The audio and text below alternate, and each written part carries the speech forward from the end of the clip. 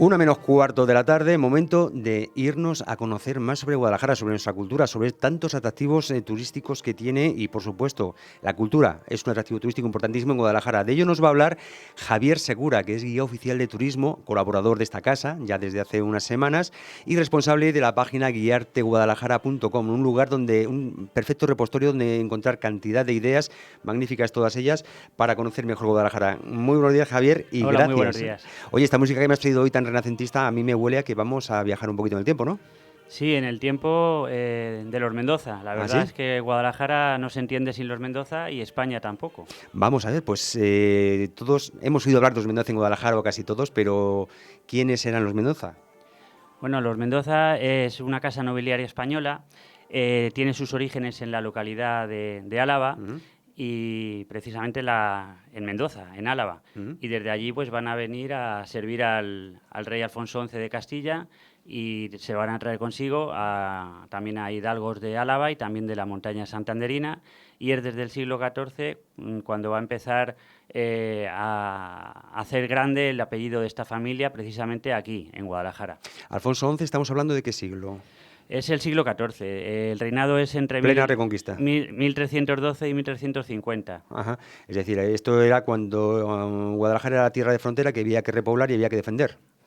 Eso es, prácticamente, ya digo que empiezan los Mendoza a llegar en este siglo y a partir de aquí el primer Mendoza va a ser Gonzalo Yáñez de Mendoza y pone las bases para que tengan una gran trascendencia, ya digo, en Guadalajara y en el resto de Castilla.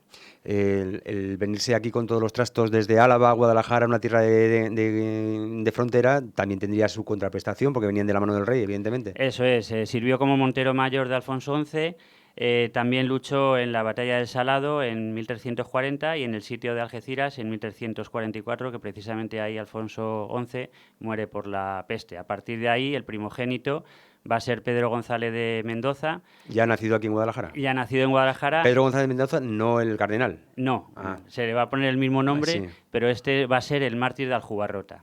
El mártir de Aljubarrota. Pues Aljubarrota fue, si no me equivoco, esta batalla contra las tropas almorávides que se habían intentado, o sea, que se habían adentrado ya en la península ibérica, ¿no? Más bien fue contra las tropas portuguesas. Vale, me he equivocado yo. Me he equivocado nada. yo de batalla, lleva razón. ¿Qué pasó en Aljubarrota entonces?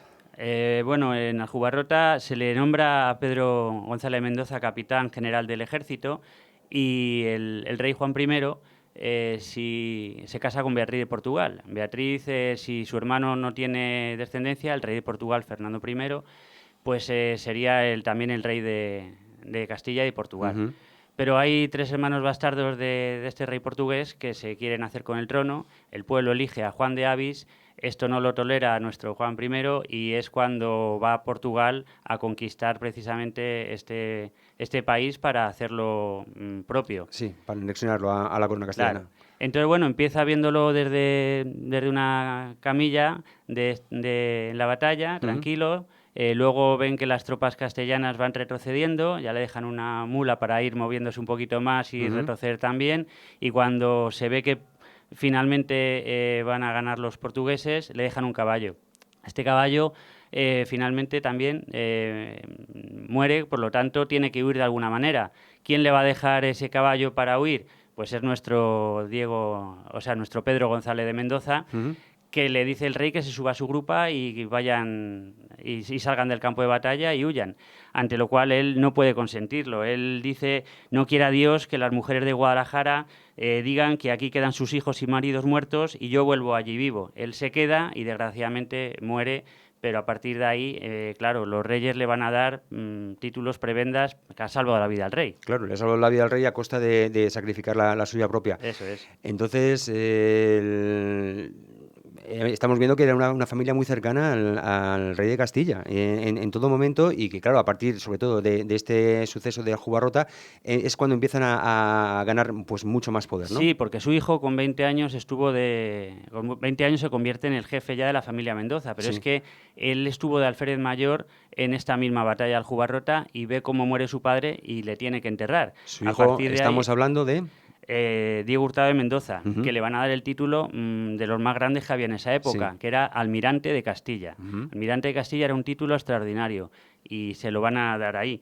También fue Alfred Mayor, como digo, camarero mayor, y luego Enrique II, que ya es Trastámara, Sí. le va a entregar el señorío de la villa de Tendilla. Ya empiezan a entregar localidades y villas de aquí de Guadalajara y actúa como representante de las Cortes que se celebran en Guadalajara. O sea, Ajá. las Cortes se celebraron en Guadalajara en 1390, cosa que Ta- otras ciudades pues no pueden presumir Claro, de ello. tal era la cercanía al rey que tenían los Mendoza. Eso es.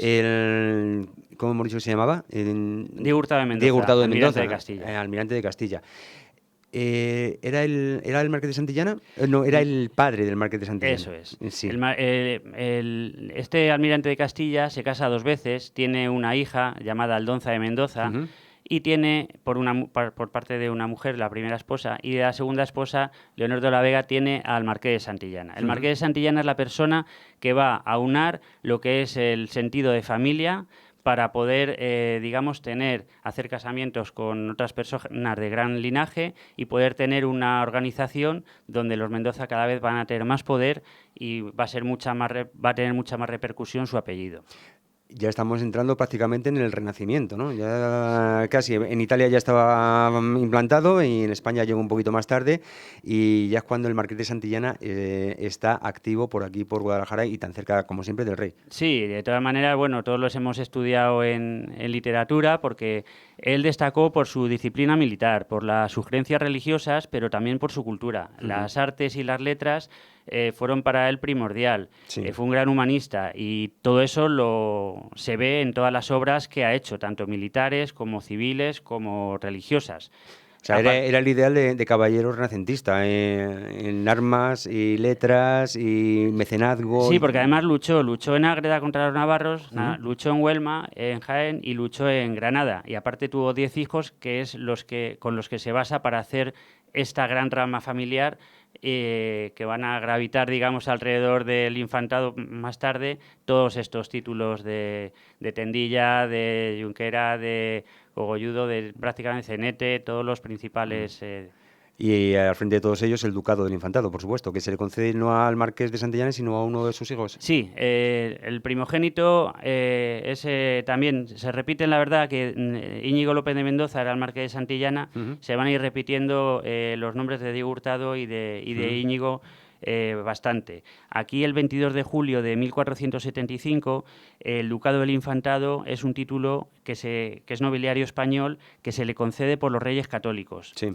Pero no solo eso, también en 1479 los reyes católicos le conceden el señorío de Saldaña, con rango de condado para que lo ostentaran los herederos del ducado, es decir, Ujú. que el duque de Medinaceli y su primogénito sería conde de Saldaña, que es como más o menos ahora los reyes y el príncipe de Asturias, algo Vamos, que parecido. no dejaban de recopilar prebendas, tanto la familia pues como todos sus allegados, como era, por ejemplo, el conde, ¿no? Del primer duque del infantado, que El era conde de de Tendilla, Tendilla, eso sí, es, sí, sí. efectivamente. El conde de Tendilla se caracterizó también pues, por ser un valeroso soldado, un experto capitán, un hábil diplomático y un buen negociador. Ujú. Entonces estuvo de diplomático, pues sobre todo en Italia, con el Papa Pío II, en el Concilio de Mantua, como embajador de Enrique IV, y bueno, pues luchó en Olmedo, en Huelma, en el sitio de Torija y en Granada, es decir, pues Vamos, que tampoco se les caían de gratis los títulos. Otro es indispensable, hablar de don Pedro González de Mendoza, ahora sí, el cardenal, que era ahora también sí. hermano del primer duque del infantado. Es que fue realmente, aunque no fue el primogénito, fue el jefe de la familia Mendoza. Ajá. Fue el que hace que se cambien de Enrique IV a los Reyes Católicos, los Mendoza. Tomó partido por Isabel y fijaros, a los 9 años ya era párroco de Ita, sin ejercer. A los 9 años. Sí, sí, sin ejercer, pero ya era párroco de Ita. A los 14, arcediano de Guadalajara. Se ocupaba de las obras de caridad y de administrar la diócesis. A los 26 ya era obispo de Calahorra. Ujú. Luego, bueno, pues estuvo de obispo de Sigüenza, obispo de Sevilla, arzobispo de Toledo, canciller mayor de Castilla, patriarca de Alejandría, administrador vitalicio de la diócesis de Osma, Vamos, un carrerón político-religioso indiscutible y sobre todo tirar de esta familia y de esta, o sea, tan importante, ser, digamos, el líder natural como lo era. Volvemos al Marqués de Santillana, que les legó mucho a sus hijos, muchos títulos, les llevó muchas riquezas, pero ¿qué más les enseñó? Hombre, el Marqués de Santillana para mí es un hombre sagaz, prudente, calculador, ambicioso y digno sobre todo. Forma un bloque homogéneo y sobre todo les enseña a sus hijos ser fieles al rey, apadrinar a los reyes católicos una vez que ha muerto Enrique IV. Los Mendoza nunca hicieron traición ni coacción a nadie. Consiguieron todo lo que se propusieron, pero siempre a costa de no traicionar ni coaccionar a los reyes. Eso siempre se Entonces, agradece. pues siempre se va a agradecer. Y por cierto, hablando del legado que les dejara el Marqués de Santillana a sus hijos, no podemos tampoco dejar en el tintero, ya nos quedan 4 minutillos para finalizar, el legado que nos han dejado, al frente del cual, por supuesto, está nuestro vecino Palacio del Infantado. ¿Quién lo ordena construir? El segundo duque del Infantado, en 1480, para acrecentar la gloria de sus progenitores, pero es que aquí además recibimos, fijaros, Guadalajara, a los reyes católicos, Felipe el Hermoso y Juana la Loca, Germana de Foix, que es la mujer de Fernando el Católico, la segunda, Carlos I. Tenemos prisionero aquí a Francisco I de Francia. Sí. Se hace la boda de Felipe II e Isabel de Valois. Felipe III, Felipe IV, Mariana de Neuburg, que era la viuda de Carlos II el Hechizado. Realmente es que han pasado por aquí todos los personajes importantes de la historia de España. Y los Mendoza, en los cuales hemos visto que hay muchísimos caballeros, pero también muchísimas damas. Últimamente, en nuestra parte está este movimiento Damas Mendoza aquí en Guadalajara, que tampoco se nos pueden quedar sin mencionar. Era una parte importantísima de los Mendoza. Eran enérgicas, cultas, autónomas, protectoras. Tuvieron una infancia, en la infancia recibían educación en los palacios, es decir, que no por ser mujer no iban a tener educación. Estudiaban matemáticas, literatura y se expresaban en latín y muchas veces en griego. Tuvieron las mejores bibliotecas, lo que sí, una infancia muy corta, porque bueno, ya sabéis... Enseguida las casaban y enseguida había claro, que el matrimonio era la unión clave para unar patrimonio, poder y riqueza. Sí, aunar linajes en definitiva. Pero aún así muchas fueron mecenas, humanistas, religiosas, eran políticas como la princesa de Boli o María de Pacheco, y madres. La verdad que en la infancia los hijos era poco, enseguida eran meninos o pajes y estaban poquito tiempo con las enseguida madres. entraban en ese adiestramiento cortesano. Por cierto, este es un linaje de los Mendoza, como hemos visto, con muchísima importancia en Guadalajara y en España, pero que trascendió, que llegó a cruzar el charco, ¿no? Claro, América y los Mendoza están súper compenetrados. ¿Por qué? Tenemos aquí en la provincia de Guadalajara, en Cogolludo, la primera carta que se recibe de que se ha descubierto América por Cristóbal Colón, y es el 19 de marzo de 1493, cuando Colón tiene un naufragio en Lisboa. Escribe 3 cartas. La corte antes era itinerante, entonces las 2 primeras van hacia Barcelona, que es donde estaban los reyes, pero la primera que tenemos, ya digo, el 19 de marzo de 1493, está en Cogolludo, así que oye, mejor que eso. Yo quiero que me lo cuentes eso, quiero que me hables de ello en una próxima edición. Nos queda 1 minuto y medio para llegar a la 1 de la tarde, en que nos tenemos ya que despedir, pero no quiero hacerlo sin recordar que todo esto que nos has estado contando lo vas a volver a contar en público esta tarde en una ponencia que tienes. ¿Dónde es? Sí, esta tarde a las 7 es gratuito para todo el mundo que quiera pasarse, en Ibercaja, en la calle Doctor Fleming.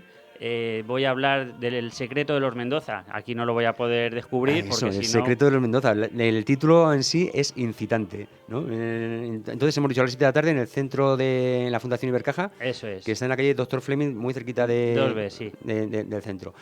Pues habrá que no perderse esa conferencia para recordar y ampliar todo lo que nos has contado hoy. Y desde aquí te emplazo a que te prepares esto de que la primera noticia en Europa que se había descubierto América llegó a Cogolludo. Eso es. Pues prepáratelo, que te quiero por aquí en unas semanitas para que nos lo cuentes. Además está en el archivo de Simancas en Valladolid el documento para que el que lo quiera comprobar. Pues ya tenemos tema para el próximo día. Muchísimas gracias, Javier Segura, guía oficial de turismo y responsable de esta magnífica página que se llama guiarteguadalajara.com, por esta colaboración y por tantas cosas que aprendemos contigo. Muchísimas gracias a vosotros por la confianza que me depositáis y bueno, encantado de poder hablar sobre Guadalajara, que es la tierra que todos queremos.